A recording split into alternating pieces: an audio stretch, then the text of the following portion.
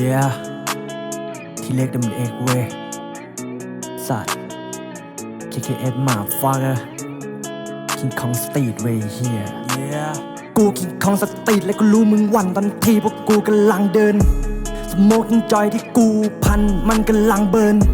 ในขณะที่พวกมึงหลับกูยังคงเทินกูเซเรื่องราวมันลงในบีทคือเรื่องจริงที่กูประเชิญได้อาจมีบางทีที่คนที่รักของกูต้องลาจาก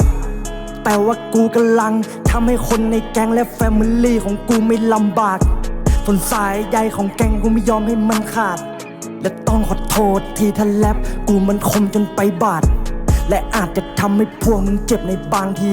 พวกกูเดินลำบากมาก่อนที่กูจะเจอทางดีมันคงดีถ้าแก๊งของกูไปแลบกันอยู่ที่ออนสเตจและสโมกกันอยู่ข้างบนเวทีสัตว์กูว่าบรรยากาศมันกำลังดี yeah ในตอนที่พวกกูมามึงควรจะหลบทางเดินกูไต่ระดับความรุนแรงของเกมไปตามความผิดของมึงในทุกเทิร์นกูคงจะกดให้มึงหายไม่มีทางเดินวายผลที่กูไม่คุยกับมึงคือพอพวกกูกำลังเทิร์นมึงออกจากตรงนี้ขอโทษที่แก๊งของกูทุกคนมันทรงดีใครก็ได้เอาไอ้สวะตัวนั้นมันลงทีและถ้ากูได้ต่อยมึงมันก็คงดีแต่ว่ามึงมันคงไม่กล้าเข้ามาในเมืองเด็กเย็นนี่มันไม่สนว่าใครเตือน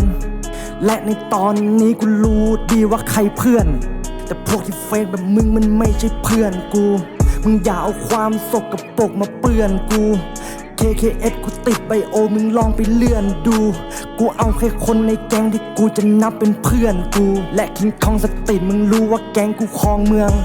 ไอสัตว์พวกกูลั่นในแท็บเพื่อนกูไปดิ่งส่วนกูยังคงแท็บและลองเฟืองคุยกูไล่คนแบบมึงมันกลับไปฟ้องเพื่อนBBB เช่าเอาไอ้ตั้มมันแรปเมโลดี้มึงคงไม่เข้าใจไอ้สัตว์ว่ามันไม่ได้เอื้อนไอ้เหี้ยตัวไหนเอาเรื่องของแก๊งกูไปขายสัตว์กามมึงคงจะได้เลื่อนและกูหายไล่กันนินจาถึงปริศนาซ่อนเงื่อน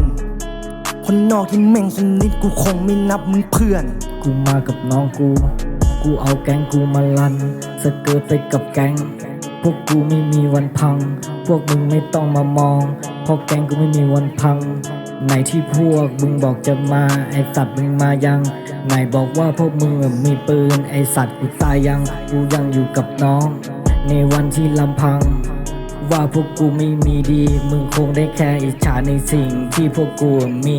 ไหนบอกว่าแก๊งมึงมีดีไหนมึงลองมาโชว์ทีไม่เอาดีแต่ปากกูเบื่อมึงเต็มทีนิสัยเหี้ยแบบมึงไหนบอกมึงมีดีกูว่าชาติหน้าแต่สายว่าไอสัตว์ถ้าหากพวกมึงจะดูดีแฟนของมึงยังบอกว่าพวกกูดูดีอย่าทำดีต่อหน้ากูมองพวกมึงปลอมกูเก็บนิสัยแย่ๆไว้ใช้กับพวกมึงพอกูมีจุด22พวกมึงจะลองเปล่าพวกมึงมีแต่คุยไอสัตว์จะเอาเปล่าพวกกูนั้นมีน้อยแต่พวกมึงมีเยอะแต่ใจกูเกินร้อยไอสัตว์มึงมาเหอะและคำพูดสุดท้ายที่แก๊งกูนั้นพูดกันคือพวกกูไม่กลัวมึงหรอกไอ้โคยไอ้สัตว์มึงชัดยังไอ้เหี้ย